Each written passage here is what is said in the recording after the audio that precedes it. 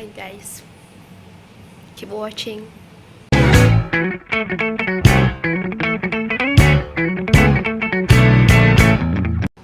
Assalamualaikum warahmatullahi wabarakatuh. Perkenalkan, nama saya Messi Ananda Putri dengan NIM 02011282429282. Video ini saya buat untuk memenuhi tugas mata kuliah Bahasa Indonesia MBK yang diampu oleh Bapak Ridho Andi Sucipto, SPD MPD. Dalam kehidupan sehari-hari, kita kerap menggunakan bahasa Indonesia yang merupakan bahasa yang penting di dalam wilayah Negara Kesatuan Republik Indonesia. Nah, bahasa Indonesia sendiri memiliki dua pengertian, yaitu sebagai bahasa nasional dan bahasa negara. Bahasa Indonesia sebagai bahasa nasional didasarkan pada Sumpah Pemuda tahun 1928, butir ketiga yang berbunyi, kami, putra dan putri Indonesia, menjunjung bahasa persatuan bahasa Indonesia. Sedangkan bahasa Indonesia sebagai bahasa negara itu tercantum pada Undang-Undang Dasar 1945 bab 15 pasal 36 yang berbunyi bahasa negara adalah bahasa Indonesia.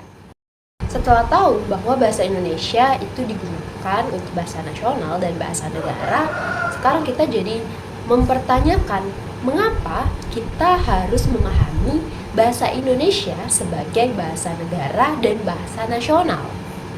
Sebagai bahasa nasional, bahasa Indonesia itu digunakan sebagai lambang kebanggaan nasional, yang artinya bahasa Indonesia itu mencerminkan nilai-nilai sosial budaya yang mendasari rasa kebanggaan bangsa Indonesia. Yang kedua adalah bahasa Indonesia sebagai jati diri atau identitas bangsa Indonesia. Nah, mengapa? Karena bahasa Indonesia merupakan simbol persatuan bangsa Indonesia ini yang terdiri dari berbagai agama, ras, suku, budaya. Dengan adanya satu bahasa yang dipahami oleh seluruh bangsa Indonesia, maka akan memperkuat rasa persatuan bangsa, meningkatkan rasa kebangsaan, dan identitas nasional pun semakin kuat. Yang ketiga, bahasa Indonesia sebagai bahasa nasional adalah sebagai alat penghubung antar budaya ataupun antar daerah. Artinya, dengan adanya bahasa Indonesia dan penggunaan bahasa Indonesia, bangsa Indonesia itu lebih mengutamakan nasional daripada daerah, ras, atau golongan. Nah, yang kedua adalah mengapa kita harus memahami bahasa Indonesia sebagai bahasa negara. Itu adalah karena yang pertama, bahasa Indonesia itu digunakan sebagai bahasa resmi negara. Bahasa Indonesia itu digunakan untuk kepentingan kenegaraan seperti pidato-pidato, dokumen-dokumen resmi negara, ataupun sidang-sidang kenegaraan. Dan semua itu dilakukan dengan bahasa Indonesia. Nah, yang kedua adalah bahasa Indonesia itu digunakan sebagai bahasa pengantar di lembaga-lembaga pendidikan. Di sini bahasa Indonesia itu digunakan untuk memberikan ilmu pengetahuan kepada anak-anak baik dari SD, tingkat SD hingga tingkat perguruan tinggi baik negeri maupun swasta. Fungsi terakhir dari bahasa Indonesia sebagai bahasa negara adalah sebagai bahasa resmi dalam kebudayaan dan pemanfaatan ilmu pengetahuan dan teknologi.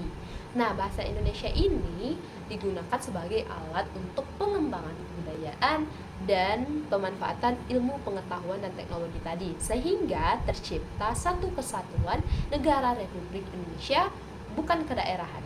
Nah, jadi saya telah menyampaikan kenapa kita harus memahami bahasa Indonesia sebagai bahasa nasional ataupun bahasa negara. Sekarang adalah opini pribadi saya mengenai bahasa Indonesia. Dalam kehidupan sehari-hari, bahasa Indonesia itu sangat penting untuk digunakan. Misalnya, ketika kita berada di suatu daerah yang dimana orang-orang di sana menggunakan bahasa daerah dan kita tidak mengerti bahasa tersebut, maka jalan tengah yang diambil adalah menggunakan bahasa Indonesia. Karena bahasa Indonesia itu digunakan oleh seluruh bangsa Indonesia. Nah, bahasa Indonesia juga dapat kita perkenalkan ke luar negeri. Kita dapat menjadi pengajar atau membantu orang-orang luar memperkenalkan bahasa Indonesia ke luar negeri. Dan for your information, banyak negara yang telah menjadikan bahasa Indonesia sebagai mata kuliah wajib di universitasnya. Contohnya negara Vietnam, Australia, ataupun Jepang. Nah, selesai sudah video saya tentang mengapa kita perlu memahami bahasa Indonesia sebagai bahasa negara atau bahasa nasional.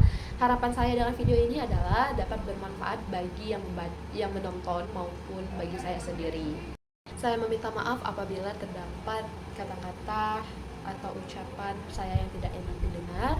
Saya akhiri dengan wabillahi taufiq wal hidayah. Wassalamualaikum warahmatullahi wabarakatuh.